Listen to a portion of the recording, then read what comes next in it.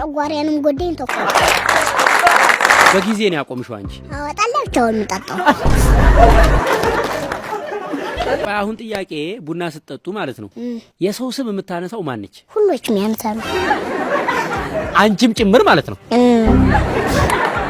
ማን ስም ነው የምታነሱት? አሁን ብዙ ጊዜ የብዙ ሰው ነው ዝም ብሎ ተነግሮ ማያልቅ።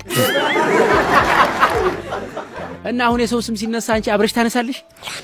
እናቴም አታነሳም፣ እቺ መቅደስም አታነሳም።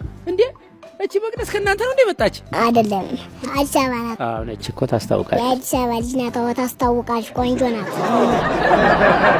እሺ አንቺ ቡና እየጠጣሽ እነሱ የሰው ስም ሲያነሱ ማለት ነው ታዳምጫለሽ? እያዳመጡ እጠጣለሁ።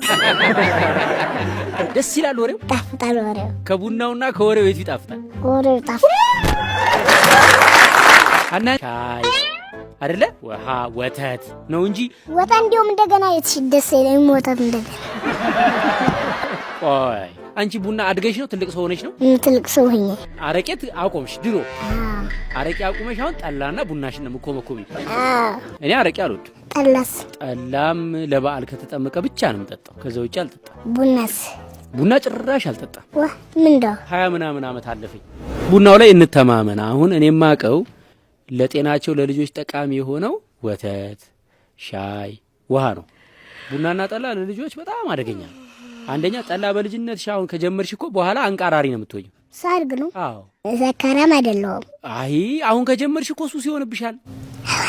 እኔ ብዙ